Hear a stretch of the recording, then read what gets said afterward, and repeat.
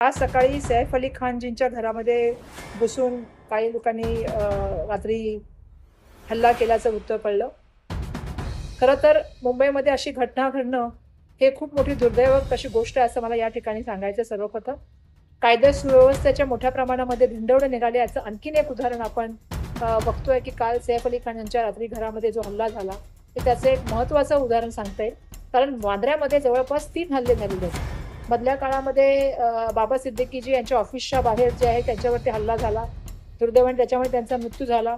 मधल्या काळामध्ये सलमान खान यांच्या घरावरती हल्ला झाला, बंदुकीच्या गोळ्या झाडण्यात आल्या आणि आता सैफ अलीजींच्या घरामध्ये घुसून त्या ठिकाणी जो आहे त्यांच्यावरती हा काल रात्री भ्याड हल्ला झालेला आहे. सगळ्यात महत्त्वाची गोष्ट म्हणजे की ज्या ठिकाणी पोलीस यंत्रणेचं सगळ्यात मोठं वावर आहे, लोकांचा वावर आहे, अशा ठिकाणी ह्या घटना व्हायला लागलेल्या आहेत. एक गोष्ट समजून घ्यायला हवी की मुंबईचं पोलीस जे आहे त्याला स्कॉटलंडच्या नंतर मानलं जायचं. परंतु दुर्दैवाने आज मानसिक खच्चीकरण जे पोलिसांचं झालेलं आहे आणि ज्या तऱ्हेने पोलिसांच्याबद्दल टिप्पण्या केल्या जातात, त्यांच्या बायकोबद्दल किंवा त्यांच्या पत्नीबद्दल टिप्पणी केली जाते किंवा त्यांना आम्ही बदली करून कुठे फेकू अशा तऱ्हेच्या धमकावण्या केल्या जातात, त्याच्यामुळे त्यांचं मानसिक खच्चीकरण होत आहे.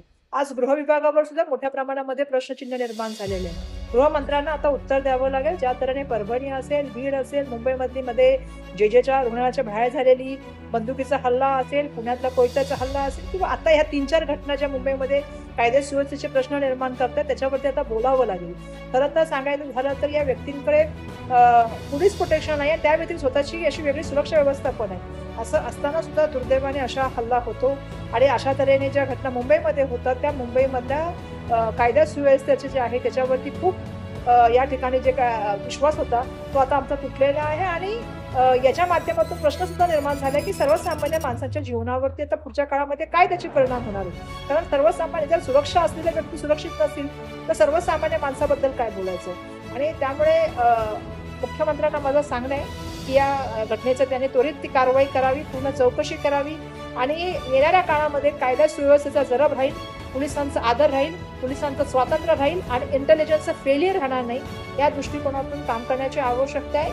खरं तर मुंबई शहराच्या सुरक्षेच्या बाबतीत बोलायचं झालं तर आता मुंबई मध्ये असेल किंवा बीडमध्ये असेल आपण बघतो सर्रास जे आहे ते बंदुकीचं त्या ठिकाणी मोठ्या प्रमाणामध्ये जे आहे तो सप्लाय केला जात आहे.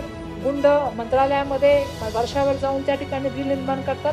हीच त्या ठिकाणी सगळ्यात महत्त्वाची पोलिसांची खच्चीकरणाची बाब आहे. त्यामुळे येणाऱ्या काळामध्ये याच्यावरती कारवाई होईल अशी अपेक्षा करतो.